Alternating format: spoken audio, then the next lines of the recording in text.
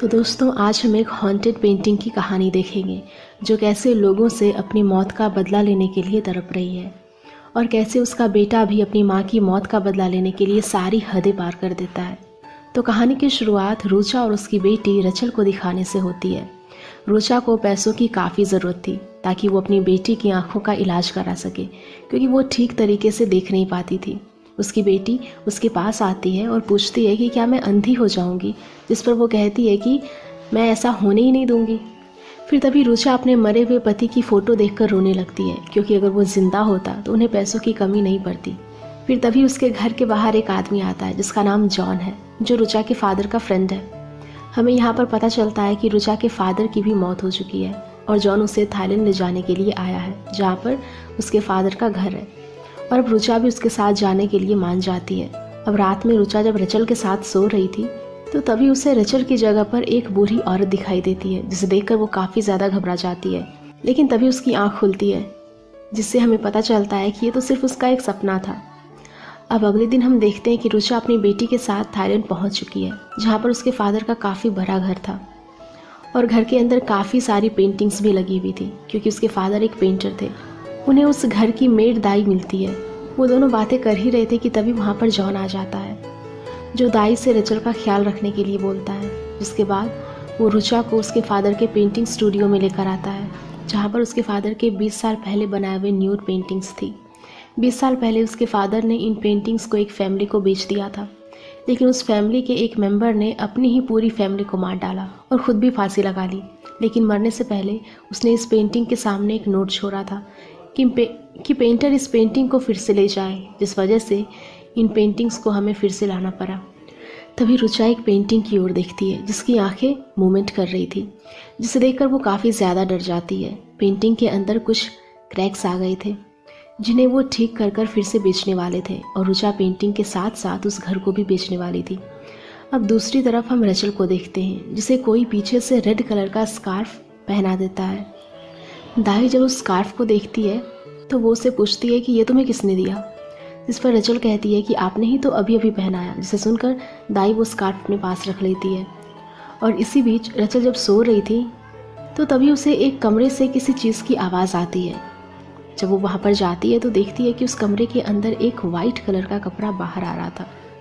अब वो जैसे ही उस कपड़े को हाथ लगाने वाली होती है कि तभी रुचा वहाँ आकर उसे आवाज़ लगाती है, और फिर तभी हम देखते हैं कि वो कपड़ा फिर से रूम के अंदर चला जाता है। अब काली अंधेरी रात में हम दाई को जंगल में देखते हैं, जो एक घर के पास आती है और उस रेड कलर के कपड़े को बांधते हुए कहती है कि वो उसे कुछ भी ना करे। और फिर तभी उसे विंडो पर किसी का हाथ दिखाई देता है, जिसे देखकर वो वहाँ से भागने लगती है। लेकिन तभी वो लाल कपड़ा उसके पैरों में अटक कर उसे खींचने लगता है। अब अगली सुबह रुचा की जब आंखें खुलती है तो वो देखती है कि रचल बेड पर नहीं थी। ये देखकर वो काफ़ी डर जाती है और दाई के साथ उसे यहाँ वहाँ ढूंढने लगती है। रुचा उसे ढूंढते हुए जब उस पेंटिंग स्टूडियो में जाती है तो उसे वहाँ पर वो परछाई दिखाई देती है, जो उसकी आंखों को कवर करके अपनी ओर खींच लेती है। दूसरी तरफ हमें रचल को दिखाया जाता है, जो कि जंगल के अंदर जा रही थी। एक सांप उसे काटने ही वाला था कि तभी एक आदमी वहाँ आकर उसे बचा लेता है और रुचा के पास लेकर आता है। अपनी बेटी को सही सलामत देखकर रुचा काफ़ी खुश थी। वो आदमी अपना नाम टीम बताता है, जो उन पेंटिंग्स को ठीक करने के लिए आया था। स्टूडियो के अंदर उसे एक लड़की के कुछ फ़ोटोज़ मिलते हैं और फिर तभी उसे कुछ आवाज़ें आने लगती है, जो कि उन पेंटिंग्स की थी, जो अपने आप ही क्रैक हो रही थी। वो ये सारी बातें रुचा को बताता है कि पेंटिंग के अंदर क्रैक्स और भी ज़्यादा बढ़ चुके हैं। फिर जब टीम पेंटिंग का कवर निकालता है तो वहाँ पर उसे एक आँख दिखाई देती है, और तभी रुचा नोटिस करती है कि जहाँ पर भी वो जा रही थी तो पेंटिंग की आँखें उसको ही फॉलो कर रही थी, जिससे वो काफ़ी ज़्यादा डर जाती है और टीम से अपना काम जल्दी से फिनिश करने के लिए बोलती है। और इसके बाद रुचा जब वॉशरूम में आती है तो उसे उसके बचपन के कुछ फ्लैशबैक्स दिखाई देते हैं, जिससे कि वो काफ़ी घबरा गई थी। और फिर उसी समय उसे रचल के चिल्लाने की आवाज़ आती है। रुचा जब उसके पास जाती है तो वो बताती है कि बेड के नीचे कोई है, और फिर जब रुचा बेड के नीचे देखती है तो वहाँ पर सचमुच कोई था। उसे उस परछाई के पैर दिखाई दे रहे थे, और फिर तभी वहाँ के लाइट्स भी ब्लास्ट हो जाते हैं।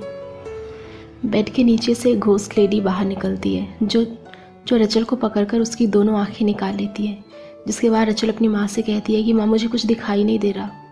फिर जब रुचा अपनी बेटी को बचाने के लिए जाती है तभी पीछे से एक लाल कपड़ा उसे खींचने लगता है, लेकिन वो खुद को जैसे तैसे आज़ाद कराकर रचल के पास आती है, जो कि बेहोश पड़ी हुई थी। वो जल्दी से अपनी बेटी को लेकर उस कमरे से बाहर निकलती है, जहाँ पर वो टीम को ये सारी बातें बताती है। वो उन दोनों को संभालता है और एक लॉकेट रचल के पैर में बांध देता है, ये कहते हुए कि डीमंस तुमसे दूर रहेंगे। लेकिन अब रचल अपनी बेटी को लेकर वहाँ से जाना चाहती थी, तो टीम उन दोनों को कार में बिठाकर वहाँ से ले जाने लगता है। लेकिन तभी एक स्पिरिट उनकी कार के ऊपर हमला कर देती है और रचल को अपने साथ लेकर चली जाती है। दोनों कार से उतरकर रचल को ढूंढने लगते हैं। रुचा जब अकेली थी तो तभी वो रेड स्कार्फ उसे एक बार फिर से खींचने लगता है और उस कैबिन के अंदर लेकर आता है, जहाँ पर उसे एक पेंटिंग रखी हुई दिखाई देती है। वो जैसे उस पेंटिंग को देख पाती कि तभी उसे रचल के चिल्लाने की आवाज़ आती है। आगे आकर वो देखती है कि रचल को दाई ने पकड़ कर रखा था, जो उसे जान से मारने वाली थी। फिर तभी हमें एक और फ्लैशबैक दिखाया जाता है कि जब दाई को उस रेड स्कार्फ ने खींचा था तो तभी एक स्पिरिट उसके पास आकर कहती है कि उसे रुचा और रचल को जान से मारना होगा। अब इधर दाई जैसे ही रचल को उस खाई के अंदर फेंकने वाली थी कि तभी टीम पीछे से आकर उसे जोर से मारता है और खाई में गिरकर उसकी वहीं पर मौत हो जाती है। लेकिन वो रचल की जान बचाने में कामयाब हो गया था। अब वो तीनों जल्दी से उस स्टूडियो के अंदर जाते हैं, जहाँ पर रुचा उस पेंटिंग को देखकर काफ़ी हैरान होती है, क्योंकि उस पेंटिंग के अंदर उन्हें उस पर्सन का चेहरा दिखाई दे रहा था जिसने अपनी फैमिली को मारकर खुद ही फांसी लगा ली। ये देखकर रुचा काफ़ी डर जाती है और उस पेंटिंग को डिस्ट्रॉय करने के लिए बोलती है, क्योंकि उसे पता था कि ये सब इस पेंटिंग की वजह से ही हो रहा है। और फिर तभी वहाँ की लाइट्स ऑन ऑफ होने लगती है और हम देखते हैं कि रचल अब पॉजेस हो चुकी है, जो रुचा से कहती है कि मैं तुम्हारी बेटी नहीं हूँ और मेरी ये हालत तुम्हारी वजह से हुई है। और इतना कहते हुए वो रुचा के ऊपर हमला कर देती है। टीम उसे शांत करने की कोशिश करता है, लेकिन वो उसे भी फेंक देती है। पर रुचा खुद को बचाने के लिए रचल को एक थप्पड़ लगाकर नीचे गिरा देती है। जब वो दोनों पेंटिंग की ओर देखते हैं तो काफ़ी शॉक हो जाते हैं, क्योंकि वो पेंटिंग पूरी तरीके से बदल चुकी थी। एक औरत के साथ 3 आदमी थे, तो दूसरी औरत खुद को बचाने की कोशिश कर रही थी। और फिर तभी जॉन भी वहाँ पर आ जाता है, जो पेंटिंग को ख़राब देखकर काफ़ी गुस्सा होता है। लेकिन तभी टीम पीछे से इन दोनों को मारकर बेहोश कर देता है। जिसके बाद फ्लैशबैक में हम रुचा के फादर को देखते हैं, जो एक औरत के साथ थे, जो उसकी मिस्ट्रेस थी, जिसने रेड कलर की ड्रेस पहनी हुई थी। अब रुचा की जब आँख खुलती है तो उसके गले में एक फांसी का फंदा था, तो जॉन को रस्सी से बांध रखा था। ये देखकर रुचा उससे पूछती है कि तुम कौन हो और ऐसे क्यों कर रहे हो। तो टीम अपनी माँ की फ़ोटो दिखाते हुए जॉन को सारी सच्चाई बताने के लिए कहता है कि एक दिन रुचा के फादर ने अपने दोस्तों के साथ मिलकर उस मिस्ट्रेस के साथ ज़बरदस्ती की थी, और फिर उस मिस्ट्रेस को जान से मारने के बाद रुचा के फादर ने उसकी एक पेंटिंग भी बनाई थी, जो कि असल में यही वो पेंटिंग है।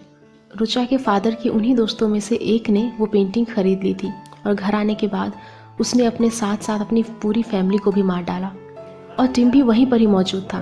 इधर प्रेजेंट में टिम रुचा से पूछता है कि क्या तुम्हें कुछ भी याद नहीं है। फिर हमें फ्लैशबैक में दिखाया जाता है कि रुचा के फादर ने उस मिस्ट्रेस को फांसी से लटकाकर वो पेंटिंग बनाई थी। वो मिस्ट्रेस का बेटा वहीं पर ही था, जो रुचा के फादर को चिल्ला चिल्लाकर ये सब करने से रोक रहा था। उसी समय रुचा भी वहीं पर ही मौजूद थी, जो ये सब अपनी आंखों से देख रही थी। लेकिन उसने ये सब देखते हुए भी अनदेखा कर दिया और अपने फादर को रोकने की कोशिश भी नहीं की। और प्रेजेंट में हमें पता चलता है कि असल में वो मिस्ट्रेस टीम की ही माँ थी। और फिर जॉन को जान से मारने के बाद वो रचल को बाहर निकालता है और कहता है कि तुम्हें भी फील होना चाहिए कि अपनों का जाने का गम क्या होता है। वो रचल को फांसी लगाने के लिए एक रस्सी को बाहर निकालता है, जिसे देखकर रुचा उसे काफ़ी रिक्वेस्ट करती है कि वो ऐसा ना करे। उसे माफ़ी भी मांगती है, लेकिन अब वो सुनने वाला नहीं था। जब वो बैग से कुछ निकालने के लिए जाता है, तभी एक सांप उसे आकर काट लेता है। और इधर मौका देखकर रुचा भी खुद को जैसे तैसे आज़ाद कर लेती है और एक चाकू से उसे स्टैप करती है और एक शराब की बोतल भी उसके सर में दे मारती है, जिससे वो काफ़ी बुरी तरीके से ज़ख्मी हो जाता है। और फिर वहाँ पर आग जलने की वजह से उस पेंटिंग के साथ साथ टीम भी वहीं पर ही जलकर मारा जाता है और रुचा अपनी बेटी के साथ वहाँ से निकल जाती है। अब मूवी के आखिर में हम उस पेंटिंग को देखते हैं, जो पूरी तरीके से जली नहीं थी और उसकी एक आंख अभी भी मूवमेंट कर रही थी। और इसी के साथ ये मूवी यहीं पर ख़त्म हो जाती है। तो दोस्तों, अगर बात की जाए उस पेंटिंग की, तो वो सच में हॉन्टेड थी, जिसके अंदर टीम की माँ की आत्मा थी, जो उन लोगों से बदला लेना चाहती थी। और टीम भी अपनी माँ के मौत का बदला लेना चाहता था, जिस वजह से उसने उन सभी लोगों को मार डाला जो इसमें शामिल थे।